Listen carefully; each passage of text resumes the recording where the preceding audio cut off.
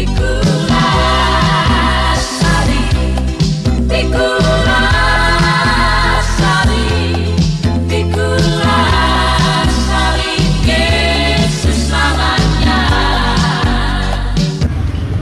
salam sejahtera bagi kita semua dalam Tuhan kita Yesus Kristus.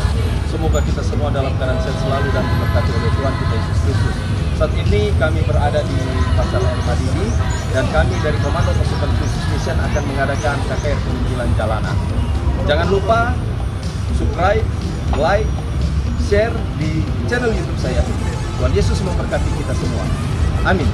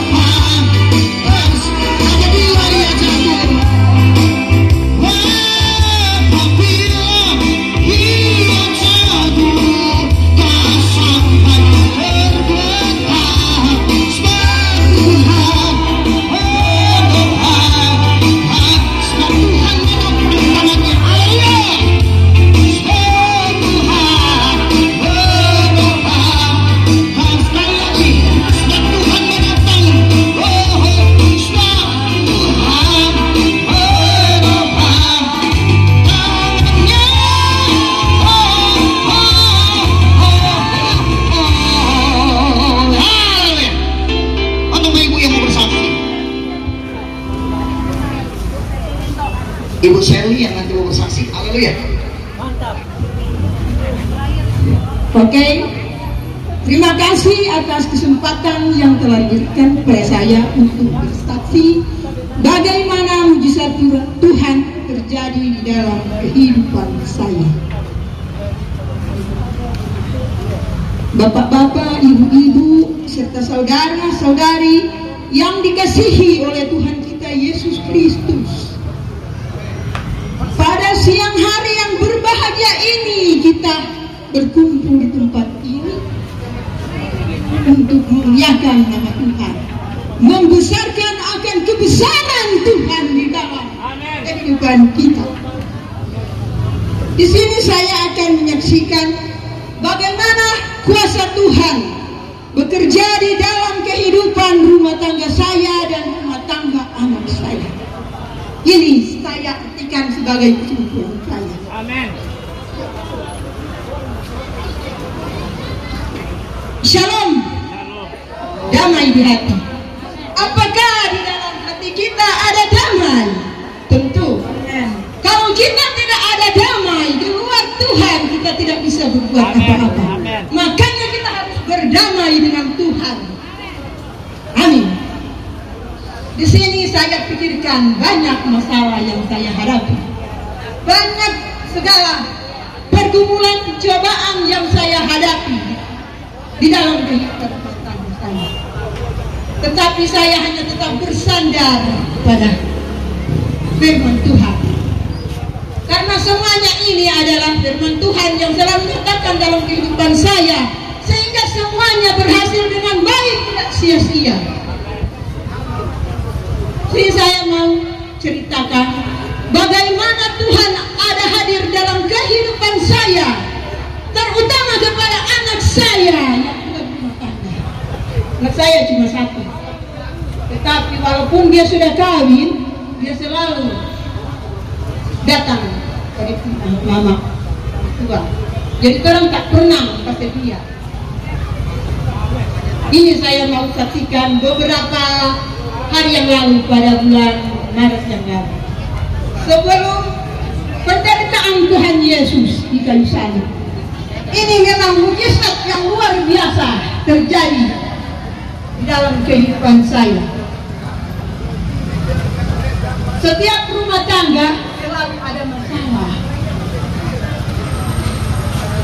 dan semua masalah itu semua seorang utarakan kepada Tuhan, selalu mengeluh, mencari Tuhan supaya Tuhan bisa pecahkan semua masalah yang ada dalam kehidupan kita. Anak saya selalu mengeluh tentang keberadaan mereka, tapi saya katakan serahkan saja kepada Tuhan, karena Tuhan ada di pihak kita. Dia yang selalu mengatur kehidupan kita. Kita cuma ada punya orang tua, tapi tidak bisa berbuat apa-apa selain pekerjaan Tuhan. Pada waktu rumah tangga anak saya waktu itu kacau, berkelahi ini, langsung saja saya ceritakan. Saja ceritakannya bagaimana Tuhan ada bekerja pada orang kehidupan. Di situ pada beberapa hari sebelum Kamis Putih, anak saya bertengkar terus, sehingga pikiran dia selalu dirasuki oleh iblis.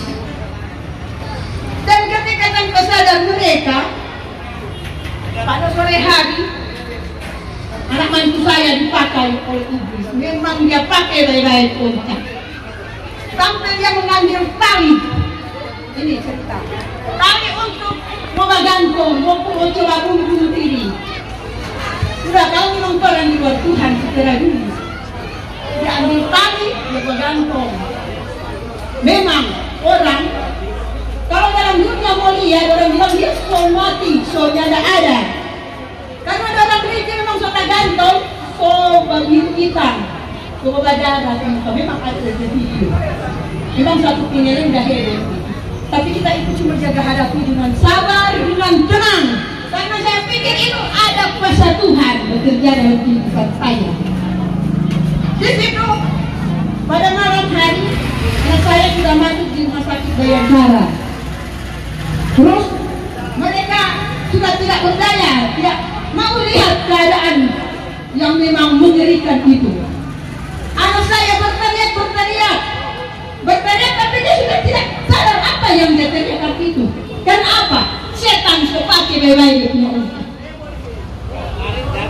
Sehingga ini pihak rumah sakit, dokter dan perawat menghadapi orang suami mau. Karena apa? Orang lihat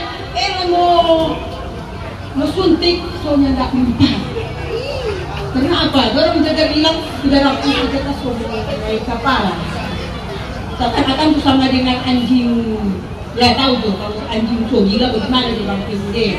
Jadi coba gitu, karena dorang ada ikut itu pikiran iblis sehingga tetap terputar. Terus ada ikat tali di koi, tak ikat bertanya tapi sudah tidak tahu apa yang diteriakan. Akhirnya apa? Dokter dengan para yang ada di sekeliling situ, mereka sudah bilang, aduh, sudah menghadapi. Akhirnya mereka tolak,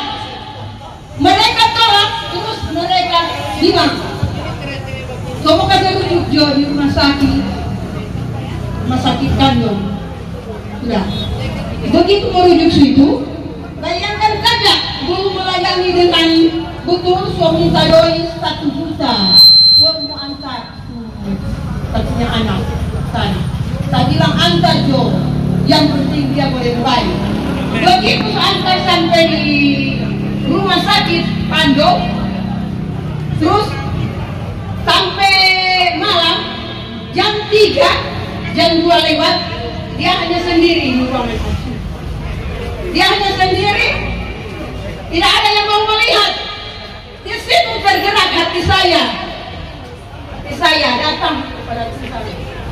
Saya minta tolong kepada Tuhan. Tuhan, kalau memang orang berdosa, orang ampun apa yang orang berdosa dan kesalahan kita punya anak pasti yang tidak berdaya, tidak tahu apa yang dia buat.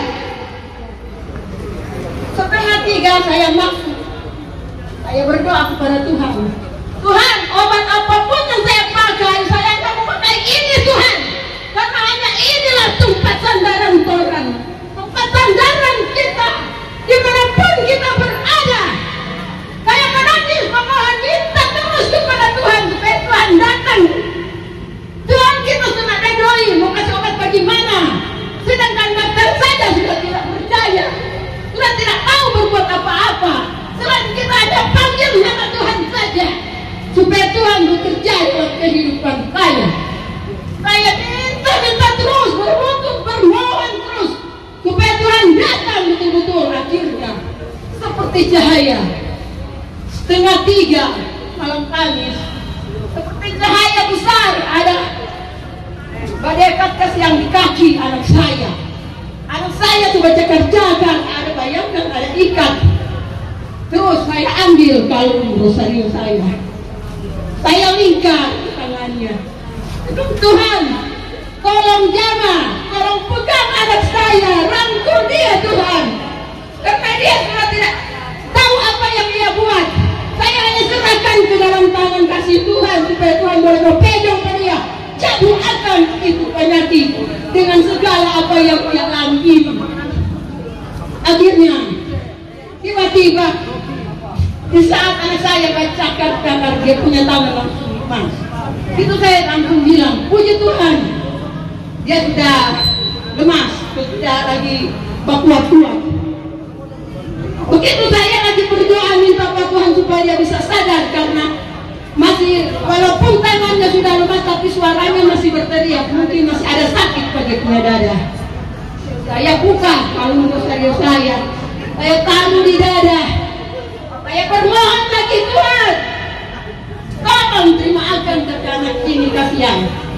Tidak akan dia punya hati, saya akan dia punya hati. Jauhkan dia dari segala pikiran-pikiran apa yang dia pikirkan. Begitu lama-kelamaan akhirnya berhenti. Dia sadar. Begitu dia sadar, saya dekati dia. Tiba-tiba saya melihat, bayangkan itu tali putih jadi keikat badan itu tahu. Kau tahu itu tali itu, tak buka begitu. Oh Tuhan, terima kasih saya teringat pada Tuhan. Tali kasutnya pun bisa terlepas dari kematian. Jadi itu dalam sebagai manusia harus mencari Tuhan. Saya tidak pernah menghafal ayat-ayat Tuhan, tapi saya hanya percaya karena ini perempuan obat.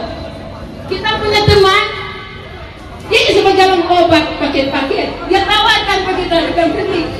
Bayangkan orang bilang asli mau bayar angka 10 juta. Kita cuma bilang Tuhan, kita tidak mau pakai obat apa-apa, cuma ini kita punya obat. Bayangkan kita ada sembahyang akan kasih tarabe itu Alkitab dan standar dia punya dada. Karena saya minta terus. Akhirnya dia sadar. Begitu dia sadar, dia minta ampun. Dia langsung bapolo kasih orang tua dan dia punya istri. Dia bapolo kan dia bilang, mama ampun kita punya salah. Kita salah banyak bikin kesalahan sama mama. Dan ini yang kita mau pikul. Saya kira anakku pikul baik-baik ini salib. Karena ini yang mana cari-cari. Setelah lu aja bikin-bikin ke orang tua. Jadi sekarang anak terima begini salib. Pikul dong. Sedangkan anak pada sampai mau mati. Tuhan yang sampai mati. Jadi orang harus belajar di situ.